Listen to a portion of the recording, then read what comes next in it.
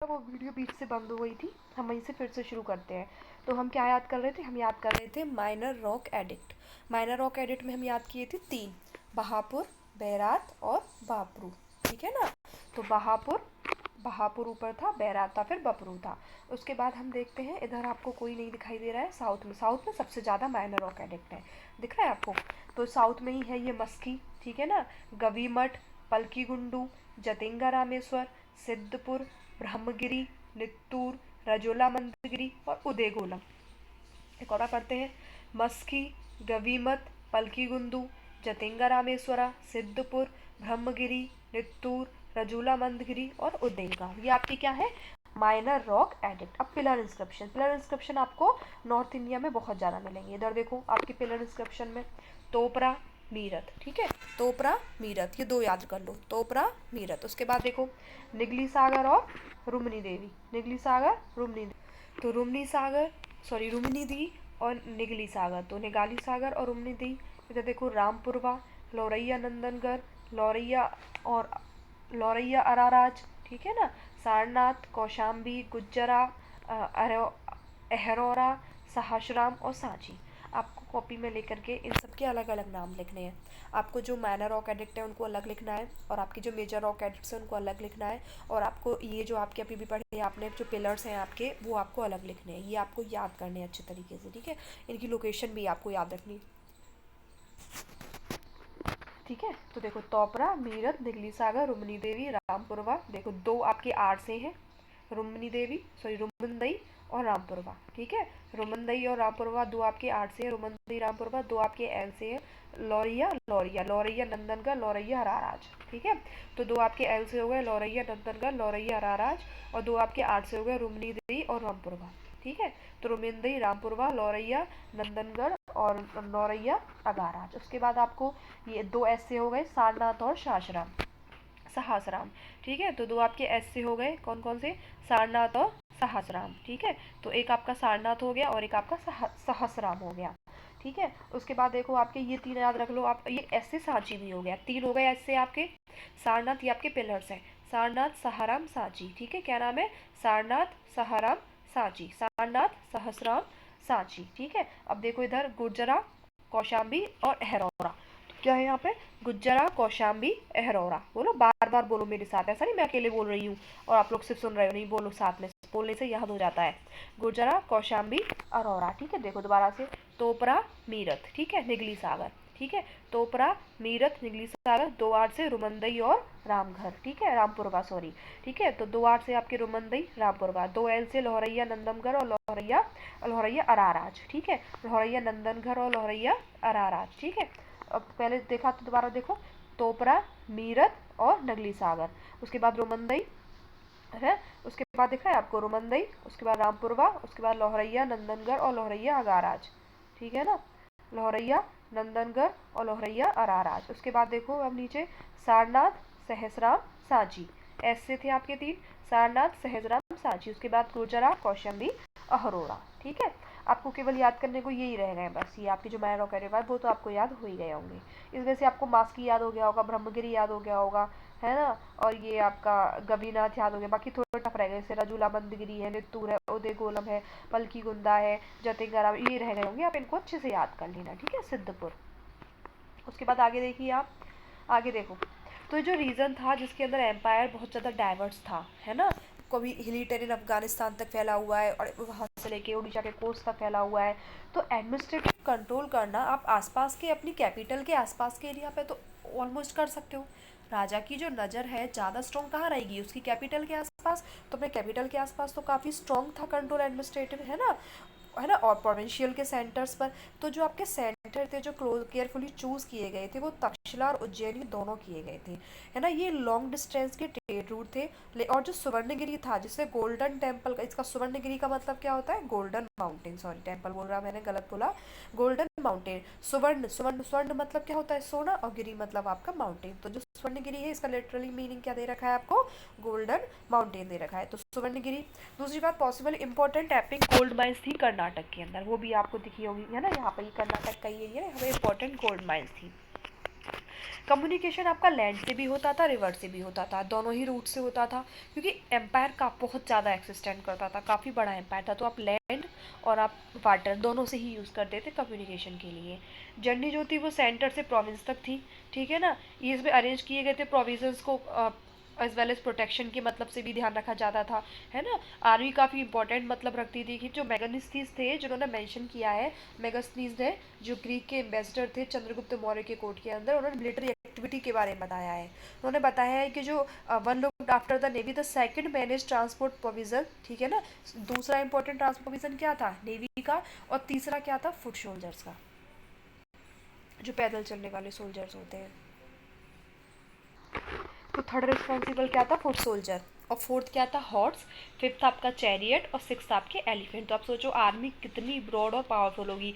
आपको इसके अंदर फुट सोल्जर्स भी हैं, हॉर्सेस भी हैं, एलिफेंट्स भी हैं, चैरियट्स भी हैं, है ना। तो काफ़ी इंपॉर्टेंट इनकी आर्मी थी। और ये सेकंड सब कमेटी थी, ठीक है, काफ़ी वैलिड थी। बुलेट कार्ट्स भी थे, अच्छे इक्विपमेंट्स भी थे सोल्जर्स के लिए। सोल्जर्स जिन रथों में जाएंगे, एनिमल्स, उनके लिए प्रॉपर फूड फॉडर की भी व्यवस्थाएं थी। सर्वेंट और आर्टिशंस भी थे सोल्जर की लुक आफ्टर करने के लिए। तो काफ़ी ब्रॉड दिख रहा है आपको, है ना, काफ़ी इंपॉर्टेंट दिख रहा है। तो अशोका जो थे उन्होंने अपने एम्पायर को प्रोपोगेट किया और अपने एम्पायर में धर्म को प्रोपोगेट करने की कोशिश करी। तो उस प्रिंसिपल को जो मैंने भी बताया था, जो यूनिवर्सली एप्लीकेबल है, यानी उनका जो धर्म जो था उसमें जो मॉरलिटी के व्यूज थे वो इस तरीके के थे कि उन्हें यूनिवर्सली आप एप्लीकेबल, यूनिवर्सली आप उन्हें एक्सेप्ट कर सकते हो, ठीक है ना। तो जो पीपल्स की वेलबिंग थी वर्ल्ड के अंदर, स्पेशल जो ऑफिसर्स थे जैसे कि धम्म महामत, उन्हें अपॉइंट किया गया और धम्म का जो मैसेज था वो स्प्रेड करा गया, यानी स्पेशल ऑफिसर को अपॉइंट करा धम्म महामत के नाम से। उनके थ्रू पूरा जो मैसेज था वो क्या करवाया, स्प्रेड करवाया, ठीक है ना।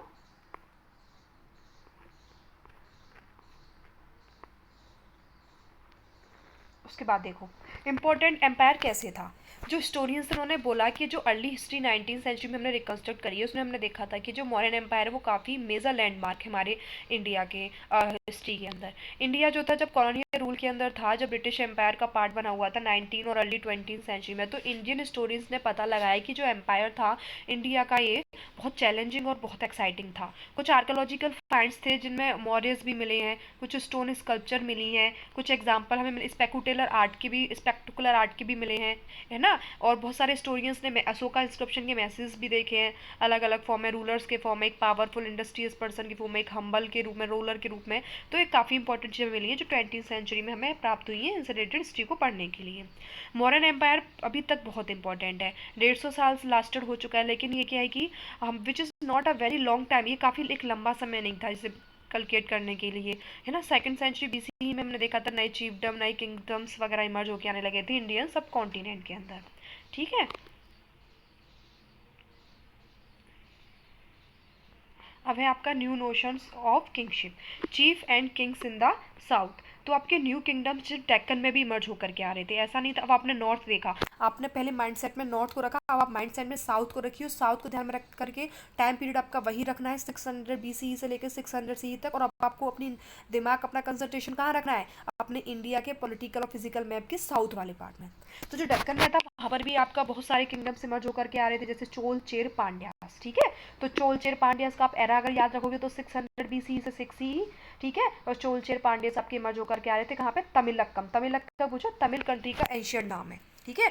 जो आज हम तमिल बोलते हैं, यहाँ पे तमिल भाषा प्रोपिगेट हुई, तो आज का तमिलनाडु ही नहीं, काफ़ी ब्रॉड होगा ये। तो तमिलक्कम के नाम से इसे जाना जाता है। तो तमिलक्कम क्या था, तमिल वह कंट्री था जिसमें चोल, चेर, पांडे जैसे इंपॉर्टेंट जो चीफ्स थे वो इमर्ज होकर आ रहे थे, जिसमें आंध्र प्रदेश का पार्ट भी इंक्लूड है, केरला का पार्ट भी इंक्लूड है तमिलक्कम के अंदर ना। आंध्र प्रदेश केरला तक इंक्लूड है पूरा तमिलक्कम के अंदर। काफ़ी स्टेबल और प्रॉस्पीरियस था, ठीक है।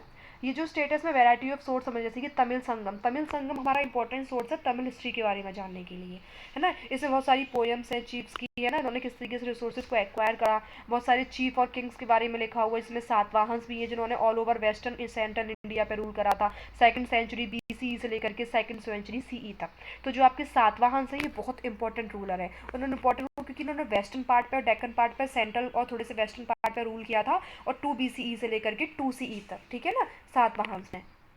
उसके बाद मैंने नॉर्थ वेस्ट के पार्ट में भी उन्होंने अपना किंगडम स्टेबलाइज करा था, वेस्टर्न पार्ट ऑफ सब कॉन्टिनेंट के अंदर। इनका रिवेन्यू का लॉन्ग डिस्टेंस ट्रेड भी में भी ये इन्वॉल्व रहते थे, है ना। सोशल ओरिजिन था इनका सातवाहंस का, इन्होंने पावर एक्वायर करी, अपने सोशल स्टेटस को मेंटेन किया ना। सातवाहंस, SATAVAHANAS, आपको याद है, सब अल्फाबेट के बाद ए है, देखो एस के बाद ए, टी के बाद ए, वी के बाद ए, एच के बाद ए, एन ए बाद ए, तो सातवाहंस। स्पेलिंग याद रखनी है, स्पेलिंग में इसलिए बोल रही हूँ कि तो आप ये ऐसी चीज़ें वर्ड्स होते हैं जब आप उनको प्रोनाउंशिएट करेंगे तो ऐसा होता है कहीं ना कोई वर्ड मिसिंग हुआ है। सतवाहंस में वी आपको प्रोनाउंसिएशन में नहीं लग रहा है, तो ओनली प्रोनाउंसिएशन के बेस पर नहीं, आपको स्पेलिंग थोड़ा माइंड में सेट भी करना है, ठीक है। तो जो चीफ एंड चीफडम, चीफ जो होता है एक पावरफुल मैन होता है जिसकी पोजीशन जो होती है वो हेरिडिटरी नहीं होती है, हो भी सकती है और नहीं भी हो सकती है ना। चीफ जो होता है पावरफुल पर्सन होता है, उसकी पोजीशन हेरिडिटरी हो भी सकती है और नहीं भी हो सकती। वो सपोर्ट लेता है किंग फोर्स, उसका जो फंक्शन होता है उसमें परफॉर्म, वो स्पेशल रिचुअल्स परफॉर्म करता है ना, वारफेयर्स के लिए, एवरी डिस्प्यूट्स मेंटेन करने के लिए। उसके जो सबॉर्डिनेट्स होते हैं राजा के अलावा, वो कलेक्ट टैक्स करते हैं, उसके लिए नए रिसीव गिफ्ट्स लेकर के आते हैं इन सब चीज़ों के लिए, ठीक है ना। ये एलिफेंट्स आर्मी के लिए जो अर्थशास्त्र है, जो कि कौटिल्य की किताब है, उसमें उन्होंने एडमिनिस्ट्रेशन डिटेल के अंदर, मिलिट्री ऑर्गेनाइजेशन के अंदर इसके बारे में लिखा है। जो गार्ड फॉरेस्ट होते थे, है ना, जो सॉरी एलिफेंट फॉरेस्ट के जो गार्ड्स होते थे वो रियर करते थे, उनको पालते थे, उनको बांध के रखते थे, उनकी बाउंड्री सेट करते थे, फॉरेस्ट में रहते थे, वो एलिफेंट को नर्स की तरह ट्रीट करते थे। बहुत सारे 5 से 7 फीमेल एलिफेंट टैदरिंग करते थे, मतलब कि एक तरीके से उनका ध्यान रखते थे। ग्रीक सोर्स से पता चला है कि जो मौर्यन रूलर थे उनके पास स्टैंडिंग आर्मी में कम से कम 6 लाख तो फुट सोल्जर्स थे, 30,000 कैवलरी थी और 9,000 एलिफेंट थे, ठीक है। 6 लाख फुट सोल्जर, 30,000 कैवलरी और 9,000 एलिफेंट्स थे, ठीक है। उसके बाद देखिए आप ड्रैगन किंग्स, तो ड्रैगन किंग्स में आप देखिए जो क्लेमिंग था हाई स्टेटस का, अब खुद को हाई स्टेटस मेंटेन करने के लिए उन्होंने बहुत सारी डेटीज का सहारा लिया, उन्होंने अपने आप को एग्जाम्पलीफाइड किया, है ना। कुशांस ने, कुशांस का कब से कब तक था, 1st सेंचुरी BC से लेकर के 1st सेंचुरी CE तक, लेकिन ये कहाँ पर होगा, ये कुशांस आपके होंगे नॉर्थ वेस्ट के अंदर। तो 1st सेंचुरी BC से लेकर के 1st सेंचुरी CE तक कुशान का रूल था। ये बहुत इंपॉर्टेंट रूलर्स हैं, काफ़ी वास्ट किंगडम था इनका, सेंट्रल एशिया से लेकर हमारे इंडिया के नॉर्थ वेस्ट वाले पार्ट तक, 1st BC से लेकर के 1st CE तक, ठीक है। सेंट्रल इंडिया से, सेंट्रल एशिया से नॉर्थ वेस्ट पार्ट तक इन्होंने अपने आप को रिकंस्ट्रक्ट कराया। इनके बारे में इंस्क्रिप्शंस में लिखा हुआ है ना। इन्होंने अपने आप के एविडेंट को कॉइन्स में मेंशन करा, स्कल्पचर्स इनके बनी हुई हैं जिनसे हमें इनके सोर्स के बारे में पता चलता है। कुशान रूलर का एक स्टैचू है जो बहुत इंपॉर्टेंट स्टैचू है, जो मथुरा के माठ, यूपी में है मथुरा, यूपी के अंदर एक डिस्ट्रिक्ट है मथुरा, वहाँ पर एक जगह है माठ, वहाँ पर उनकी बहुत इंपॉर्टेंट एक स्टैचू बना हुआ है कुशान रूलर का, है ना। एक वैसा ही स्टैचू हमें अफगानिस्तान से भी मिला है, जो मथुरा के मार्ट से हमें मिला है, एक वैसा ही कुशान का स्टैचू में अफगानिस्तान से मिला है। कुछ हिस्टोरियंस ने ये भी बोला है कि जो कुशान है उनको खुद ब खुद गॉड की तरह ट्रीट किया जाता था। कुशान जो रूलर्स थे ना, वो अपने आप का टाइटल लेते थे जैसे देवपुत्र, सन ऑफ गॉड, है ना, उनको गॉड की तरह ट्रीट किया जाता था कुशान रूलर्स को। ये अपने आप को गॉड की तरह ट्रीट क्यों करवाते, जैसे भगवान है जो सबसे पावरफुल है, उसके विरोध में कोई नहीं जाता है, सब उनकी पूजा करते हैं, उनकी बात मानते हैं। तो इस तरीके से ये अपना स्टेटस बनाना चाहते थे कि हमारी सब बात माने, हमें गॉड के नजरिए से देखे, हमारा विरोध नहीं करे, तो ये अपने आप को गॉड के लेवल तक का रखते थे। तो कुशांस ने भी अपने आप को देवपुत्र जैसी उपाधियां दी, है ना। चाइनीज रूलर यहाँ पर आए, ठीक है ना, और उन्होंने भी अपने आप को सन ऑफ हेवन, जैसे कि चाइनीज रूलर अपने आप को इंस्पायर करने के लिए सन ऑफ हेवन जैसी उपाधियां देते थे। 4th सेंचुरी तक हमें एविडेंस मिले थे बड़े बड़े स्टेट्स के, जिसमें गुप्ता एम्पायर भी इंक्लूडेड था। गुप्ता एम्पायर आपका CE एम्पायर का है, बाकी सब BCE से CE के लगभग चल रहे हैं। तो बहुत सारे इन पे सामंतास पर डिपेंडेंस थे, जो अपनी लोकल रिसोर्सेज को रखते थे और उस लैंड के ऊपर, सामंतास मतलब क्या होता है, कोई भी एक लैंड है उस पर उनका कंट्रोल है और वहाँ पर अपने वो लैंड रिसोर्सेज को यूज कर रहे हैं और आर्मी को भी मेंटेन कर रहे हैं, लेकिन वो अंडर कंट्रोल है किसी अदर किंग्स के, ठीक है। सामंतास से जो अपने रिसोर्स को मेंटेन करते थे, अपनी लैंड को मेंटेन करते थे, अपनी आर्मी को रखते थे, मिलिट्री सपोर्ट लेते थे रूलर से भी, और अपना भी मिलिट्री सपोर्ट, जब रूलर जरूरत पड़ती थी तब रूलर को अपना मिलिट्री सपोर्ट देते थे, है ना, और अपने पास स्टैंडिंग आर्मी रखते थे। पावरफुल जो सामंतास होते थे वो कभी कभी इतने पावरफुल होते थे कि वो अपने किंग की पावर को ओवरराइड करके खुद किंग बन जाते थे। उन्हें लगता था कि जब रूलर जो है बहुत ज़्यादा वीक है और उसके पास अपनी पावरफुल पोजीशन नहीं है, तो वो उस पोजीशन की उनका फ़ायदा उठा करके अपने आप को किंग डिक्लेयर कर देते थे, उसके सबॉर्डिनेट से बदल जाते थे किंग में। जो गुप्ता रूलर्स हैं, उनके हिस्टोरियंस, उन्होंने अपने आप को रिकंस्ट्रक्ट करवाया है लिटरेचर से, कॉइन्स पे, इंस्क्रिप्शंस पे, उनको उन्होंने प्रशस्ति लिखवाई है, यानी कि प्रशस्ति होती है राजा के प्रेज में, कि राजा अपनी तारीफी के लिए बहुत प्रेजेस करता है, कंपोज करता है ना। तो जनरल बाय पोइट्स, ठीक है, तो फैक्चुअल इन्फॉर्मेशन हमें मिली है, कुछ कंपोजिशंस भी हमें मिले हैं, ठीक है। देखो ये कॉइन्स दिख रहे हैं ना कुशान रूलर की, इसमें आपको स्कल्पचर्स दिख रहा है, इस तरीके से कॉइन्स में अपने स्कल्पचर्स को लिखवाया करते थे ये, ठीक है। और इन्होंने बहुत सारा, जो प्रयाग प्रशस्ति है, जो इलाहाबाद पिलर है, एक इलाहाबाद में एक पिलर है पॉलिश्ड पिलर, उसके ऊपर प्रयाग प्रशस्ति, उसके ऊपर जो है राजा ने, समुद्रगुप्त मौर्य ने अपने बारे में बहुत ज़्यादा लिखवाया है कि I am a warrior, I am a great person, brave person, courageous पर से तरीके से अपना लिखवाया है, ठीक है। और इसको संस्कृत में लिखवाया है, हरिसेन ने लिखा है अपना, है ना। समुद्रगुप्त के एक पोइट थे, उनका नाम था हरिसेन। उन्होंने इलाहाबाद में, प्रयाग में प्रशस्ति लिखी थी अपने उस पिलर के ऊपर, तो उसी को हरिसेन ने लिखी थी। समुद्रगुप्त के क्या थे, कोर्टियर थे गुप्ता रूलर्स के टाइम पे, ठीक है।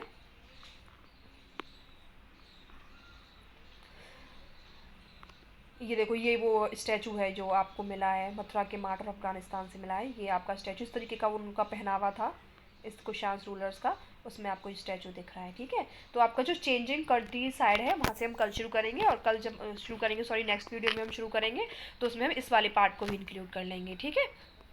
अभी इतना ही है, आप इसको बार बार पढ़ के रिवीजन करें।